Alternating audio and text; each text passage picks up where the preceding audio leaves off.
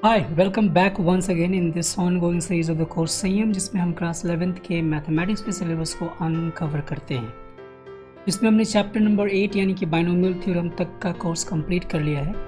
आज हमें स्टार्ट करना है chapter number 9 that is sequence and series. तो आज फर्स्ट लेक्चर में हम जानेंगे कुछ चीज़ें सीक्वेंस के बारे में, जैसे कि सीक्वेंस के nth टर्म को कैसे हम लोग फाइंड आउट करेंगे, पैटर्न को कैसे ऑब्जर्व किया जाता है, और कुछ स्पेशल टाइप के सीक्वेंसेस जैसे कि Fibonacci sequence, arithmetic sequence, geometric sequence and harmonic sequence. तो इस लेक्चर से हम लोग सीक्वेंस एंड सीरीज चैप्टर में प्रवेश कर रहे हैं। Let's begin. Alright, so sequence को समझने के लिए हमें सबसे पहले ये समझना चाहिए कि सीक्वेंस का जो बेसिक डेफिनेशन है वो क्या है। सीक्वेंस का डेफिनेशन है set of numbers arranged by some specific pattern.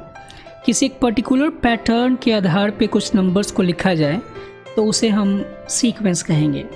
लेकिन कई बार हम उस पैटर्न को जिस लॉजिक या जिस रूल या जिस कंडीशन के आधार पे पहचान पाते हैं या देख पाते हैं उसको मैथमेटिकली फॉर्मुलेट किया जा सकता है। मैथमेटिकली फॉर्मुलेट करने का मतलब ये कि किसी पर्टिकुलर सीक्वेंस का हम nth टर्म या जनरल टर्म निकालने के लिए फॉर्मूला बना सकते हैं, और अगर ऐसा किया जा सके तो वैसे सीक्वेंस को प्रोग्रेशन कहा जाता है। जिसमें मुख्यतः 3 तरीके के प्रोग्रेशन होते हैं जो आपको पढ़ना है: arithmetic progression, geometric progression and harmonic progression. But NCERT में आपको हार्मोनिक प्रोग्रेशन के बारे में कुछ चर्चा नहीं किया गया, तो हम उसको केवल इंट्रोडक्टरी लेवल पे समझेंगे कि वो क्या है।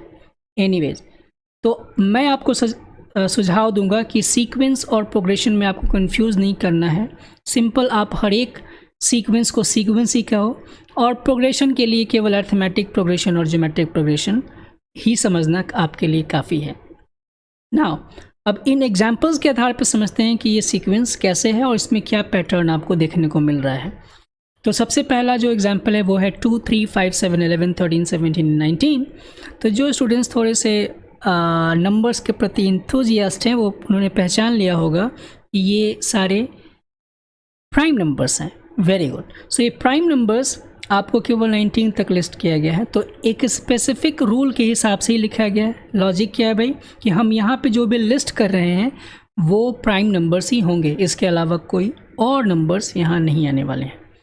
लेकिन एक और बात कि यहाँ जो प्राइम नंबर्स लिखे गए हैं वो 19 तक के लिखे गए हैं, तो इसको आप अगर वर्ड्स में लिखना चाहो तो you have to write prime numbers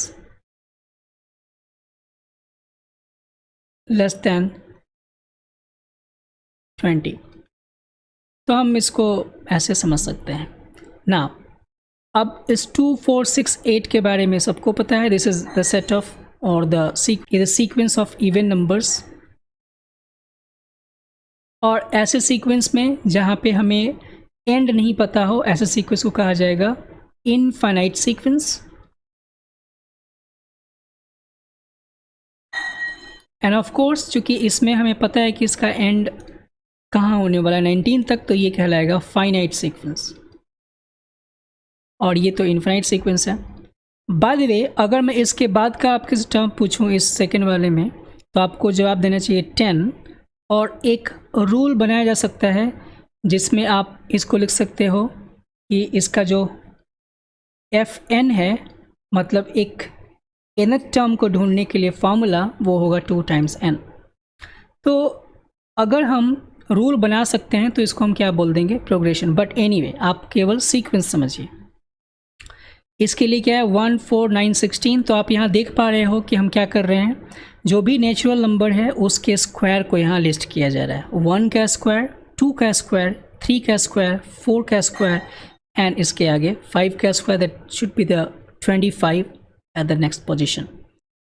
यहाँ क्या हो रहा है भाई, हर एक पहले टर्म में आप 3 मल्टीप्लाई करते हुए लिख रहे हो। That is 2 times 3 is 6, times 3 is 18, times 3 is 54 and so on. तो यहाँ भी एक पैटर्न है कि हम उसी रूल को, यानी कि रूल क्या है 3 को मल्टीप्लाई करना प्रीवियस टर्म में, इस रूल के आधार पे इसको लिखा जा रहा है। So it is again a sequence. Similarly यहाँ पे कुछ रूल होगा 1, 2, 3, 5, 8, 13। कई बार रूल को आइडेंटिफाई करना मुश्किल होता है, लेकिन यहाँ थोड़ा सा दिमाग लगाओगे तो सोच सकते हो कि जो ये 3 लिखा गया है वो कैसे लिखा गया है। 2 और 1 को ऐड करके, 5 और लिखा गया है वो है 2 और 3 को ऐड करके, यानी कि हर एक नेक्स्ट टर्म अपने पिछले 2 टर्म्स के सम से बना हुआ है। तो ये 13 लिखा गया 8 + 5, तो अब आपको लिखना होगा अगर यहाँ पे, तो लिखना क्या होगा 13 + 8 that is 21 and so on. तो इस तरीके से आप समझ चुके हो कि सीक्वेंस को डिफाइन कैसे किया गया है और सीक्वेंस को हम कैसे पहचान सकते हैं। अब बढ़ते हैं आगे और देखते हैं कि किसी सीक्वेंस के जनरल टर्म को हम कैसे ढूंढ पाएंगे। जनरल टर्म को ढूंढने के लिए हमें केवल पैटर्न को ऑब्जर्व करने आना चाहिए। तो वही मैंने 5 क्वेश्चंस लिए हैं जो पीछे आपके लिए एग्जाम्पल के रूप में मैंने दिखाया था। तो ये तो प्राइम नंबर्स हैं, इसके लिए कोई एक स्पेसिफिक पैटर्न नहीं है, बिकॉज वी डोंट नो कि कितनी देर बाद फिर प्राइम नंबर रिपीट हो जाए। जैसे 13 के बाद 17 हो गया, 17 के बाद 19 हो गया, और 19 के बाद फिर 23 आएगा, एंड देन सो ऑन।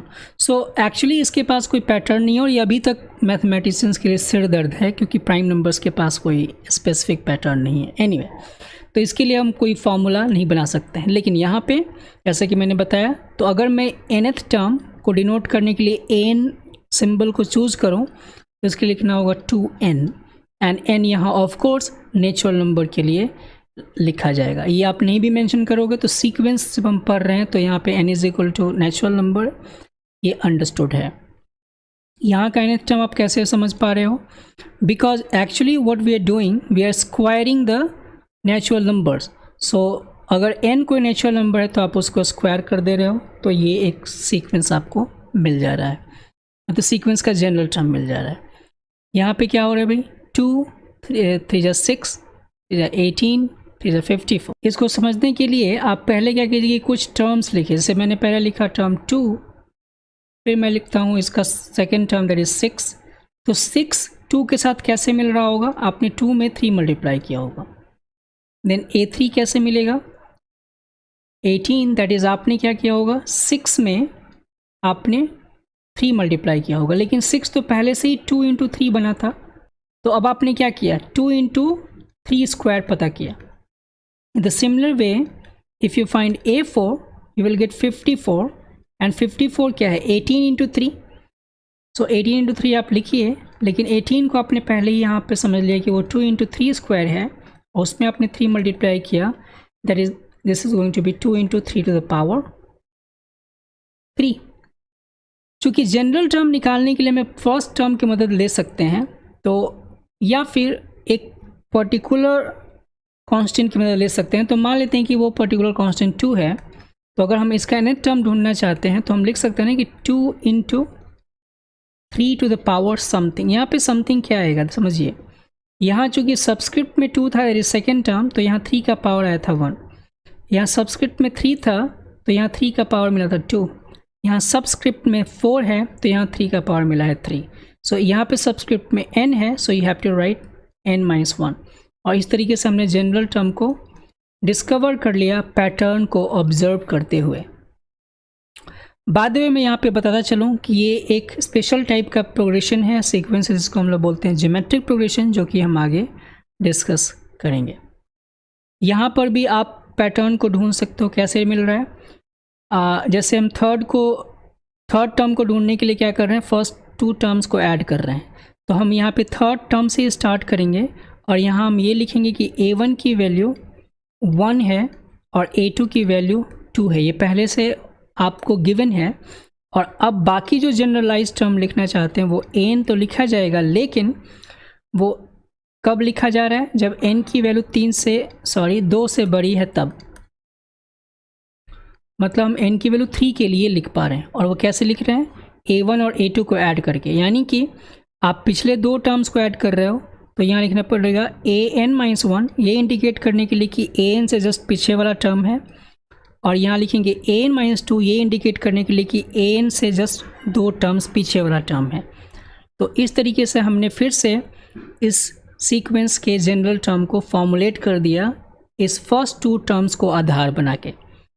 तो आपको केवल इसमें ऑब्जर्व करना पड़ता है पैटर्न, और उसके बाद जनरलाइज करना होता है फार्मूला के फॉर्म में। Let's move ahead. कई बार आपको पहले से फॉर्मुलेट करके जनरल टर्म दिए जाते हैं और उनके आधार पे आपको कुछ चीज़ें फाइंड करनी पड़ती हैं। हो सकता है कई बार पर्टिकुलर टर्म फाइंड करने के लिए कहा जाए या फिर कुछ टर्म्स को लिस्ट करने के लिए कहा। जैसे इस क्वेश्चन में हमसे पूछा गया है कि we have to just write first 5 terms in each of the sequence. So here जो हमारे पास an गिवन है वो है 2 × 10⁻n+1 and what will be the first term. तो ऑफ कोर्स हमें n की जगह पे 1 सब्स्टिट्यूट करना पड़ेगा, तो ये मिल जाएगा 7। Now the second term will be 2 × 3² + 1 and that will be 10. The third term is 2 × 3³ + 1 and that will be 55, I believe. Oh yes. And then fourth term will be 2 × 3⁴ + 1. So this will be 81 × 2, 162 + 1, 163, and finally a fifth will be 2 × 3⁵ + 1.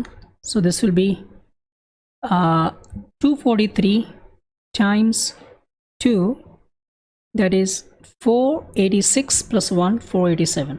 अगर मैंने calculation सही किया है तो यही सारे उत्तर आएंगे first 5 terms के लिए इस सीक्वेंस के लिए। सेकेंड क्वेश्चन इजी है। इसमें क्या पूछा गया है 5n + 2। सो जो पहला टर्म होगा मैं डायरेक्टली अब लिस्ट कर देता हूँ। n की जगह 1 पुट कीजिएगा तो ये मिल जाएगा 7। सेकेंड टर्म होगा वो कितना हो जाएगा 12। फिर आप अब ऑब्जर्व कर सकते हो कि हर एक टर्म पिछले वाले टर्म से 5 अधिक है। So this will be now 17, then 22 and then 27। Third term क्या है नेचुरल नंबर के स्क्वायर से एक ज़्यादा, तो जो पहला नेचुरल नंबर है 1 है उसका स्क्वायर करेंगे 1 एंड देन उसमें 1 ऐड करेंगे you will get 2। The second term of this sequence would be if you substitute n = 2 here that will be 4 and then +1 that is 5, then 10, then 16 + 1 17 and then 26. For the fourth part again हमें क्या करना है n की जगह 1 2 3 4 5 put करना पड़ेगा। सो अगर मैं n की जगह 1 पुट करता हूँ तो ये मिलेगा 1/1 that is 1, then 1/2, then 1/2, this is the 1/2, this is 1/3, this is 1/4, this is 1/5 and this is 1/6. तो इस तरीके से जनरल टर्म का अगर फॉर्मूला गिवन है पहले से तो आप इजीली फाइंड कर सकते हैं कि उस सीक्वेंस का पर्टिकुलर टर्म क्या होगा या फिर कुछ टर्म्स उसके कौन से लिखे जा सकते हैं। जैसे इस एग्जांपल में 5 टर्म्स लिखने थे। सपोज कीजिए कि मैं इसी एग्जांपल के लिए फर्स्ट एग्जांपल के लिए मैं आपसे ये पूछूं कि we have to find a 100th. So what you will do, you have to just substitute n is equal to 100. So there will be 2 × 3⁴ + 1, and whatever will be the value of 3⁴, we will not care about that because we cannot evaluate it manually. We'll just leave it as it is. And now अब अगर हमें मान लीजिए कि fourth term के लिए fourth question के लिए मैंने कहा कि we have to find a50 not a⁵, a50, तो क्या होगा ये 1/51। और इस तरीके से हम सभी के लिए पर्टिकुलर टर्म भी ढूंढ सकते हैं। तो ये सीक्वेंस के बारे में कुछ चीज़ें हैं। बढ़ते हैं आगे। अब यहाँ हमें कुछ स्पेशल सीक्वेंसेस के बारे में चर्चा करनी है। इन पर्टिकुलर अरिथमेटिक प्रोग्रेशन और ज्योमेट्रिक प्रोग्रेशन जैसा मैंने पहले बताया आपको जानना है अलग से, तो उसको हम लोग नेक्स्ट क्लास से शुरू करेंगे, नेक्स्ट लेक्चर में। यहाँ हम समझते हैं उनके बारे में इंट्रोडक्शन। तो उससे पहले हम समझते हैं कि एक पर्टिकुलर टाइप का सीक्वेंस है जिसका नाम है फिबोनाची सीक्वेंस। ये एक मैथमेटिशियन के नाम पे हुआ है। तो ये क्या है ये समझते हैं। फिबोनाची सीक्वेंस के लिए पहले यहाँ पे डिफाइन किया गया, मैं फिर से यहाँ डिफाइन कर देता हूँ। a1 को माना जाएगा 1 और a2 को माना जाएगा 1, ये डेफिनेशन में पहले से गिवन है। एंड देन उसके बाद आपसे कहा जाएगा कि जो बाकी के टर्म्स हैं an को ढूंढने के लिए आपको क्या करना होगा, पिछले 2 टर्म्स का सम फाइंड करना होगा। एंड देन ये तब होगा जब n की वैल्यू 2 से अधिक के लिए लिखी जाएगी। तो इसी डेफिनेशन के आधार पे जो टर्म्स आप लिख पाओगे उन टर्म्स को अगर आप सीक्वेंस में लिखोगे तो वो सीक्वेंस कहलाएगा क्या, Fibonacci sequence. By the way ये फिबोनाची सीक्वेंस हमारे Indian mathematicians, I think he was poet, Hemchandra के द्वारा, यानी कि फिबोनाची ने जब दिया था उससे बहुत वर्ष पहले ही डिस्कवर कर लिया गया था। उन्होंने इसको पोइट्री के कॉन्टेक्स्ट में डिस्कवर किया था, तो उस पर मैं कभी विस्तार से किसी दूसरे सोलो टॉपिक में चर्चा करूँगा कि हेमचंद्र नंबर इसे हम क्यों बोलते हैं। So we can call it Hemchandra number, ये हमारे लिए प्राउड की बात है। But anyway, popularly it is known as Fibonacci sequence. Fibonacci sequence actually बहुत पॉपुलर सीक्वेंस है और इसका आप पैटर्न अपने नेचर में भी देख सकते हो। तो उन सब चीज़ों पे मैं अलग से चर्चा करूँगा किसी पर्टिकुलर वीडियो में, जिसमें मैं पूरे डिटेल में डिस्कस करूँगा। एक डेडिकेटेड वीडियो इसी के ऊपर रहेगा। एनीवे, तो यहाँ बढ़ते हैं आगे और समझते हैं कि अब इसके टर्म्स कैसे लिखे जाएंगे। तो ऑब्वियसली आपको फर्स्ट टर्म लिखना होगा 1, सेकेंड टर्म भी लिखना होगा 1, so you have to write 1 and 1 first two terms, and then you have to keep adding the previous two terms to get the next term. So 1 plus 1 will be 2, then 2 plus 1 will be 3, 3 plus 2 will be 5, then 8, then 13, then 21, then 34 and so on. तो ये Fibonacci sequence के numbers हैं। इसी के आधार पे question आपसे पूछा गया है कि अगर ये फिबोनाची सीक्वेंस गिवन है, so you have to find the ratio an + 1 by an, कहाँ तक भाई? n की वैल्यू 1 2 3 4 5 तक। तो जब मैं n की वैल्यू 1 पुट करूँगा तो हमें क्या चाहिए? यहाँ पे जब n की जगह 1 पुट कीजिएगा तो मिलेगा क्या? That will be 2 and that is 1. So you have to take the ratio of the second and first term of the Fibonacci sequence. So that is going to be 1. Why so? Because second term भी 1 है और first term भी 1 है। Now n is equal to 2 का मतलब है यहाँ मिल जाएगा 3 और डिनोमिनेटर में मिल जाएगा 2 and a3 by a2 will be 2 by 1. So that is 2. Similarly, if I take n is equal to 3, so you have to write a4 by a3, and now you get the idea. The a4 is 3, the a3 is 2, so it is 3 by 2. n is equal to 4 के लिए क्या हो जाएगा? a5 by a4, and a5 है 5 और a4 है 3, so that will be 5 by 3. And for n is equal to 5, that will be a6 by a5. तो a6 भी हमने ढूंढ ही लिया है, 1 2 3 4 5 6, so 8. And so 8 by 5 will be the last ratio we had to find. So अगर आप इसको लिखोगे मतलब सीक्वेंस में फिर से इनके रेशियोज़ को, तो आपको कैसे लिखना होगा? 1 then 2 then 3 by 2 then 5 by 3 then 8 by 5. तो आप इसको भी क्या कह सकते हो कि एक सीक्वेंस है इसका भाई an + 1 by an वाले रूल का, जिसमें an डिनोट करता है फिबोनाची सीक्वेंस का nth टर्म। आई होप कि आपने इसको समझ लिया होगा अच्छी तरीके से। Let's move ahead. जैसा मैंने आपको पहले बताया कि 3 सीक्वेंसेस जिसके बारे में आपको अच्छी तरीके से जानना चाहिए: harmonic sequence, arithmetic sequence and geometric sequence. In particular arithmetic sequence यानी कि arithmetic progression and geometric sequence that is geometric progression, इन दोनों के बारे में हमें विस्तार से समझना है 11th क्लास में। तो पहले यहाँ पे मैं इंट्रोड्यूस कर देता हूँ कि ये तीनों चीज़ें क्या हैं। हार्मोनिक सीक्वेंस का मतलब क्या है कि अगर आपको इस तरीके का कोई पैटर्न मिलता है, जैसे 1 by a, then 1 by a plus d and then 1 by a plus 2d, तो इसे हम कहेंगे हार्मोनिक सीक्वेंस। इसके कहने का मतलब क्या है? एग्जाम्पल के तौर पे अगर मैंने पहले टर्म को लिखा लाइक 1 by 5, तो यहाँ देखिए जो सेकेंड टर्म होगा एक पर्टिकुलर कांस्टेंट के साथ ऐड होके मिला है, तो जो 5 होगा उसमें मान लिया कि मैंने एक पर्टिकुलर कांस्टेंट लिया 3, सो यहाँ हो जाएगा 1 by 8। एंड अगेन आप डिनोमिनेटर में क्या करोगे? पिछले वाले डिनोमिनेटर में 3 ऐड करके लिखोगे, तो ये जाएगा 1 by 11, then 1 by 14, then 1 by 17 and so on. यानी कि हर एक डिनोमिनेटर पिछले वाले डिनोमिनेटर से एक पर्टिकुलर डिस्टेंस मेंटेन करके आगे बढ़ रहा है, या फिर पीछे भी घट सकता है अगर डी की वैल्यू नेगेटिव होगी तो। मतलब दूसरे शब्दों में कि किसी भी दो कॉन्सिक्यूटिव डिनोमिनेटर्स का डिफरेंस जो है वो कांस्टेंट है, वो सेम है। इसी को अगर हम रेसिप्रोकल कर दें तो बन जाएगा अरिथमेटिक सीक्वेंस। जैसे कि अगर मैं लिख दूं 5, 8, 11, 14 एंड 17, तो ये हो जाएगा अरिथमेटिक सीक्वेंस यानी अरिथमेटिक प्रोग्रेशन। और ये आपने जूनियर क्लासेस में पढ़ा भी होगा, जैसे ए प्लस डी, ए प्लस 2d, इसके टर्म्स लिखे जाएंगे। इसमें ए फर्स्ट टर्म काउंट होगा एंड डी को बोलते हैं कॉमन डिफरेंस। इसके बारे में हम कुछ और चर्चा करेंगे अगली क्लास में।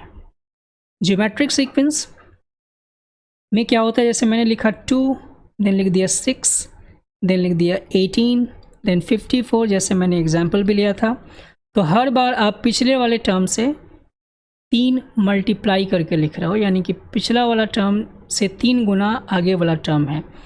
तो आप यहाँ पे क्या पा रहे हो कि जो फर्स्ट टर्म है, मान लिए ए लिया, तो जो सेकेंड टर्म होगा वो आर बढ़ के आएगा मल्टीप्लाई होके, फिर सेकेंड टर्म में आपने आर मल्टीप्लाई किया होगा तो A R square and so on. तो इस आर को कहते हैं कॉमन रेशियो, जैसा यहाँ डी को कहा जाता है कॉमन डिफरेंस। तो इन दोनों पर्टिकुलर सीक्वेंसेस के ऊपर हम लोग एक एक लेक्चर डेडिकेटेड रखने वाले हैं और इनके प्रॉब्लम्स के ऊपर फिर से एक एक डेडिकेटेड लेक्चर होने वाले हैं। That's it. Alright, so this was lecture number 9A, जिसमें हमने सीक्वेंस के बारे में सीखा। हमने ये सीखा कि किसी सीक्वेंस के nth टर्म को कैसे डिसाइड करते हैं और उसका जनरल फार्मूला कैसे तैयार किया जाता है। अगले लेक्चर में हम लोग जानेंगे arithmetic progression. So see you in the next lecture, lecture 9B with arithmetic progression. Thanks, bye.